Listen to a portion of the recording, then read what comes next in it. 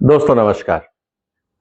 अभी तक हमने ये जाना कि हमारे कानूनी अधिकार क्या हैं एज ए कंज्यूमर। आप बाजार जाते हैं, आप जो भी प्रोडक्ट खरीद के लाते हैं, आपने उस कंपनी पे भरोसा किया, उसके लेवल पे भरोसा किया, सप्लाई चेन पे भरोसा किया, दुकानदार पे भरोसा किया, आपको तसल्ली हुई, आप प्रोडक्ट लेके आए। जब आप लाए, घर में उस प्रोडक्ट को खोला, इस्तेमाल किया, तो पता लगा उसमें खराबी है। अब सवाल इस बात का है कि इसकी शिकायत कहाँ करें? क्योंकि अगर कंज्यूमर की शिकायत का निदान अगर दुकानदार ही कर देते, कंपनियां ही कर देती, तो फिर क्या होता? कोई दिक्कत ही नहीं थी, समस्या ही नहीं थी। लेकिन एक तरफ तो हम बोलते हैं कस्टमर इज किंग, और दूसरी तरफ उस कस्टमर जिसको किंग बोला जाता है, उसको परेशान करने वाले, उसकी जो प्रजा है, उसके जो सप्लायर हैं, सर्विस प्रोवाइडर हैं, वो उसको तंग किए रखते हैं। इसीलिए कंज्यूमर कोर्ट्स में केसों की भरमार है। इससे ये पता लगता है कि जो हमारे सर्विस प्रोवाइडर हैं, प्रोडक्ट सप्लायर्स हैं, वहाँ पे शायद ईमानदारी से काम कम होता है, दिखावा ज़्यादा होता है, एडवर्टाइजमेंट ज़्यादा होती है, एग्जैजरेटेड क्लेम होते हैं, परफॉर्मेंस जो कही जाती है वो मिलती नहीं है, और बहुत सारी तरीके। इसीलिए ये जानना ज़रूरी है कि अगर आपने प्रोडक्ट खरीदा है तो आप कंप्लेंट कैसे करें, कहाँ पे और कैसे कंप्लेंट फाइल करनी चाहिए, किन पेपर्स की जरूरत पड़ेगी, ताकि कम से कम दिक्कत में आपको रिलीफ मिल सके। इसलिए दोस्तों इस वीडियो को पूरा देखिएगा, इस वीडियो को शेयर करिए, क्योंकि आपके परिवार के लोग, दोस्त लोग, जितने भी आपके जानकार वेल विशर्स हैं आपके ग्रुप्स में, सबको पता रहे कि अगर वो परेशान है तो रिलीफ का रास्ता क्या है। सबसे इंपॉर्टेंट चीज जो जानने की है कि जब भी आप कस्टमर कंप्लेंट करते हैं तो आपके पास कोई ना कोई प्रूफ और एविडेंस तो चाहिए। आपको पता है कि कोई भी आदमी आपकी शिकायत तभी सुनेगा जब आप उसको प्रूफ दिखाएंगे, कोई डॉक्यूमेंट्री एविडेंस दिखाएंगे। कहने से तो काम नहीं चलेगा कि मैंने प्रोडक्ट खरीदा था और वो खराब निकला, मुझे कंपनसेशन चाहिए। इस बात को कोई नहीं मानेगा। इसीलिए ये बहुत जरूरी है कि आपके जो डॉक्यूमेंट हो वो सही हो, क्योंकि जब न्यायिक प्रक्रिया शुरू होगी उसी आधार पे होगी जो कागज आप डिपॉजिट कराएंगे। तो mandatory documents required for initiating legal action by consumers, वो डॉक्यूमेंट कौन कौन से हैं, आज हम उसकी चर्चा करेंगे। Mandatory documents required for initiating legal action by consumer, सबसे पहले एक कंप्लेंट लेटर आपको लिखना होगा। A written complaint detailing the issue including product, service details and relief sought. क्या दिक्कतें आई और आपको क्या रिलीफ चाहिए। रिलीफ दो तरह का है, जैसा हम पहले भी चर्चा कर चुके हैं। या तो आप मुझे कंपनसेशन दीजिए या प्रोडक्ट रिप्लेसमेंट दीजिए, ये दो चीजें हैं। और कभी कभी अगर बहुत ज्यादा हैरेसमेंट कर दिया जाता है सप्लायर के द्वारा, तो एक पेनल्टी क्लॉज या एक कंपनसेशन में एड अप करके भी कोर्ट्स जजमेंट दे देते हैं कि प्रोडक्ट कॉस्ट प्लस जो हैरेसमेंट कॉस्ट हुई है, जो बाकी हार्डशिप्स हुई हैं कस्टमर को आपसे डील करने में, उसको भी आप कंपनसेट करिए। तो ये भी कोर्ट का अधिकार क्षेत्र है। दूसरा इंपॉर्टेंट है प्रूफ ऑफ परचेज। अब ये आपने खरीदा या ग्रे मार्केट से खरीदा, ये बहुत जरूरी है। इसीलिए कहा जाता है कि जब भी आप खरीदारी करें बिल जरूर लें। आपने उस समय कोई टैक्स बचाने के लिए या भाई भतीजावाद के चक्कर में कि क्या फर्क पड़ता है, आपने प्रोडक्ट तो ले लिया, और जब प्रोडक्ट खराब निकला और आपके पास प्रूफ ऑफ परचेज ही नहीं है, तो एप्लीकेशन इनवैलिड मानी जाएगी, क्योंकि किसी को नहीं पता कि प्रोडक्ट आपने कहां से खरीदा। आपने खरीदा, किसी से उधार लिया, चोरी का है, आप कैसे प्रूव करेंगे? ये अपने आप में एक बहुत बड़ा सवाल खड़ा हो जाता है। इसीलिए जब भी आप कोई वाइट गुड्स खरीदें, कोई भी एक्सपेंसिव चीज खरीदें जहां लगता है कि इसकी परफॉर्मेंस है, ड्यूरेबिलिटी की बात है, तो उस कंपनी के जो बिल हैं उनको संभालिए, इनवॉइसेस संभालिए, कोई और रसीदें हैं वो संभालिए। पेमेंट प्रूफ, अगर आपने क्रेडिट कार्ड से पे किया है तो उस क्रेडिट कार्ड का प्रूफ डिटेल, ऑनलाइन ट्रांजैक्शन तो उसका प्रिंट आउट भी उस बिल के साथ अटैच करके किसी सेफ जगह पे रख लीजिए।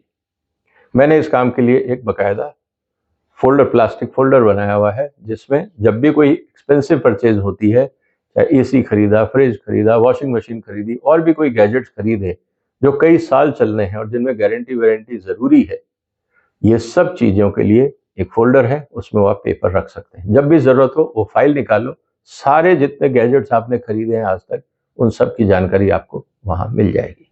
तो आपको परेशान नहीं होना पड़ेगा, वो आपके लिए प्रूफ है। Correspondence with the seller or service provider, any email, message or letter exchange regarding the complaint. कभी कभी मैं भी इस काम को करता हूँ। मैंने प्रोडक्ट खरीदा, प्रोडक्ट टेस्टी नहीं था, खराब था, डिफेक्टिव था, स्टेल था, कुछ भी था, बकायदा जो उस पर कस्टमर हेल्प केयर नंबर होता है, मैं उस पर मेल डालता हूँ कि आपका ये प्रोडक्ट खरीदा गया और इसमें ये खराबियाँ थी। अक्सर कंपनियां अपना रिप्रेजेंटेटिव भेजती हैं, वो आके प्रोडक्ट देखता है, या तो उसका रिप्लेसमेंट कर देते हैं या कंपनसेशन दे देते हैं। कहने का मतलब ये है कि कंप्लेंट पे जनरली कंपनियां काम करती हैं। अगर कंपनियों को आपने लिखा और जवाब नहीं दिया कंपनियों ने, तो आपका केस वैलिड बन जाता है। इसीलिए ये कॉरेस्पॉन्डेंस भी जरूरी है कि हमने कंपनियों को अप्रोच किया लेकिन उनकी तरफ से कोई रिस्पॉन्स नहीं आया। फिर रही बात वारंटी और guarantee card, if the complaint is about a defective product, अब उसमें लिखा है कि आपको कंप्रेसर की गारंटी 1 साल की है या 5 साल की है या 10 साल की है, जो भी गारंटी दी गई है उसमें प्रोडक्ट का नंबर होता है, साथ में गारंटी होता है, आपके पास उसकी रसीद भी है, पेमेंट डिटेल्स भी है और कस्टमर कंप्लेंट भी है।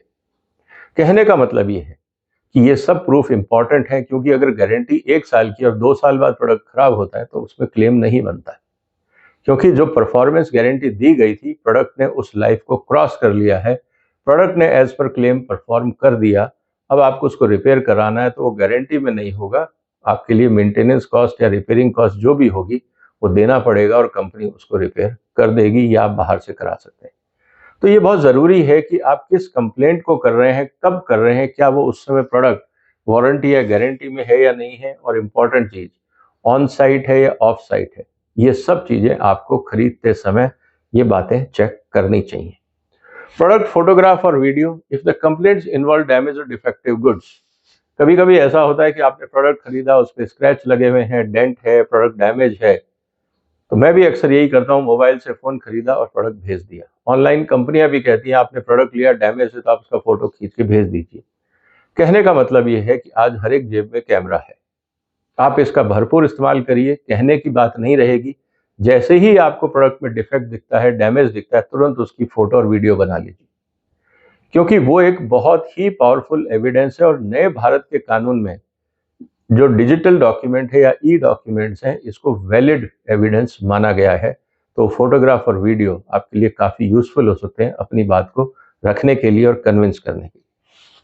फिर लीगल नोटिस, अगर आपने कंपनी को ऑलरेडी लीगल नोटिस भेज दिया है कि आपने जो प्रोडक्ट दिया वो डिफेक्टिव है, उसको रिप्लेस करिए, वो नहीं सुन रहे हैं, कुछ और आपकी बातचीत हुई, वो कह रहे हैं हाँ हम आपसे बात करेंगे, वो कर नहीं रहे हैं, आप उन कंपनियों को लीगल नोटिस भी भेज सकते हैं। और अगर आपने वो लीगल नोटिस भेजा है तो उसको संभाल के रखिए, क्योंकि वो डॉक्यूमेंट आपके काम आ सकता है एज ए एविडेंस कि आप वास्तव में ग्रीवेंस था आपका और आपने कंपनी को अप्रोच करने की कोशिश करी, लेकिन कंपनी ने आपको सपोर्ट नहीं किया एज पर कमिटमेंट्स।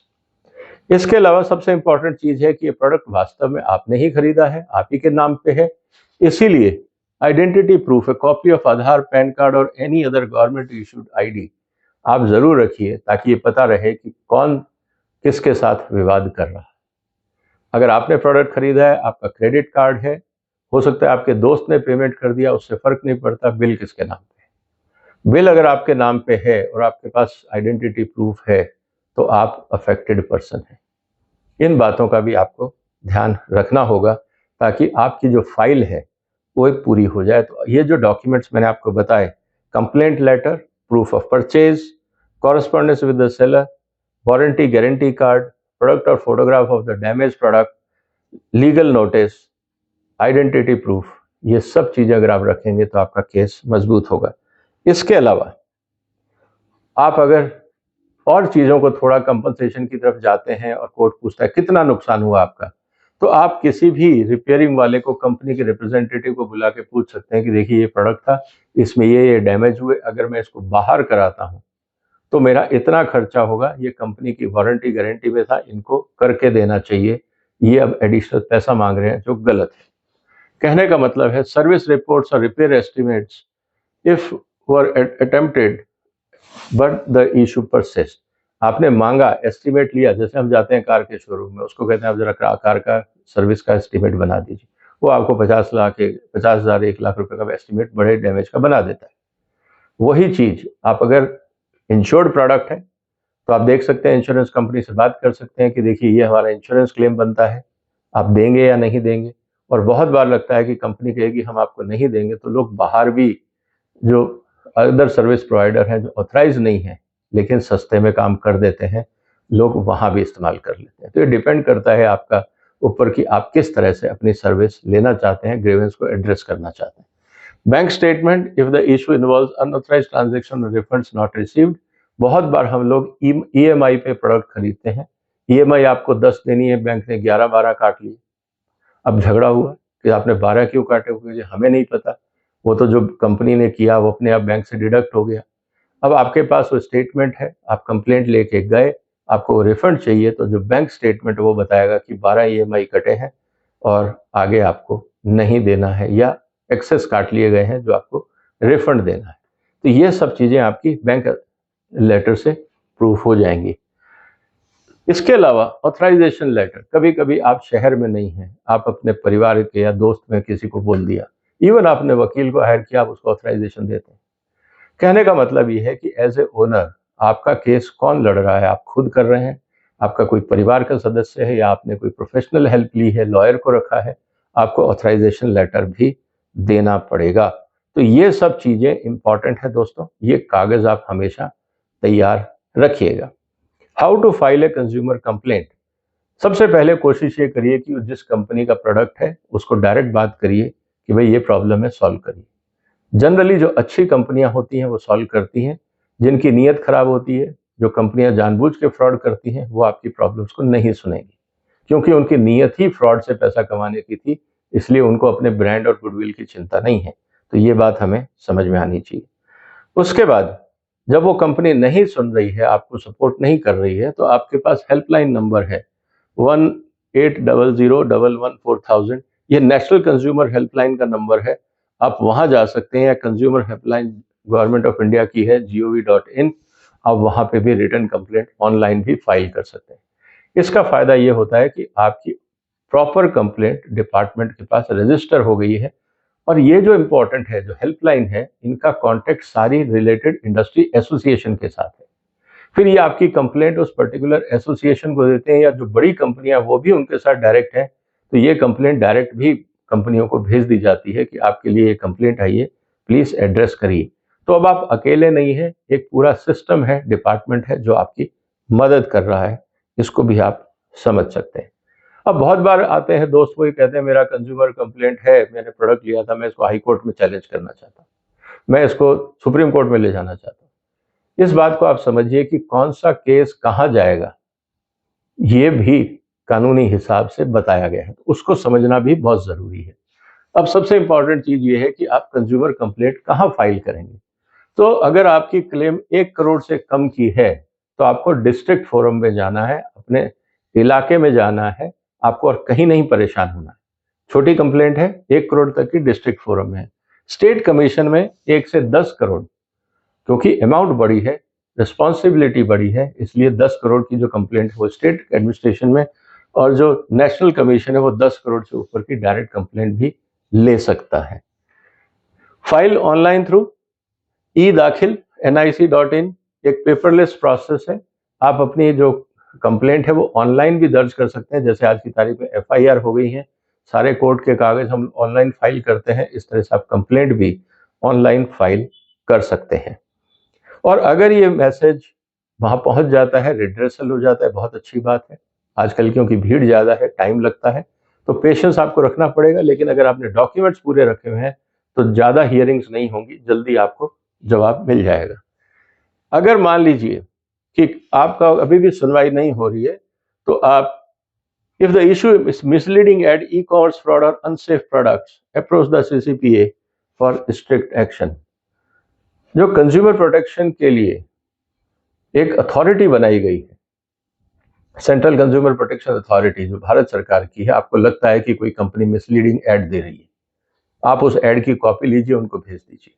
कोई टीवी एड ऐसा आ रहा है, आप उसको कॉपी करिए या उसको वीडियो बनाइए और अथॉरिटी को भेज दीजिए।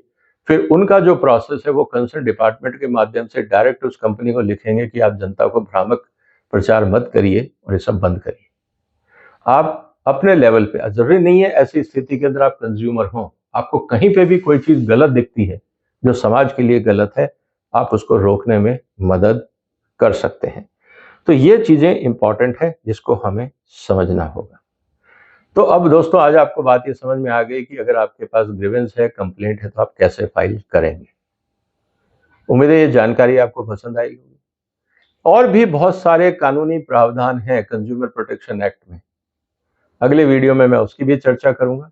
इसीलिए आप इस चैनल को सब्सक्राइब कर लीजिए, इस प्लेलिस्ट को सब्सक्राइब कर लीजिए। अगर आप स्टूडेंट हैं तो इस कोर्स को आप सब्सक्राइब कर लीजिए, क्योंकि आने वाले दिनों में completely end to end consumer protection कानून क्या है और आपके लिए उसमें क्या प्रावधान है, कैसे आप इसका फायदा उठा सकते हैं, ये सब चीजें मैं आपको एक्सप्लेन करूंगा ताकि आप परेशान ना हो, आप अपनी जिंदगी आराम से जिएं और जिस चीज के लिए आप पैसा खर्च रहे हैं वो सुविधा और प्रोडक्ट आपके काम आए बिना किसी दिक्कत के। यही हमारा प्रयास है। इसीलिए ये प्रयास आपकी जिंदगी बेहतर बनाने के लिए हमारी तरफ से। इसीलिए दोस्तों इस वीडियो को शेयर करिए। ये इन्फॉर्मेशन जितना लोगों तक पहुंचेगी उतना समाज जागरूक होगा, उतना फ्रॉड करने वाले लोग कम होंगे, साइडलाइन होंगे और बाजार में अच्छी तरह से चीजें आपको मिल पाएंगी। आपने वक्त निकाला, आपका धन्यवाद। इस चैनल को सपोर्ट करिए, सब्सक्राइब करिए। फिर मिलेंगे एक और वीडियो के साथ। तब तक वंदे मातरम।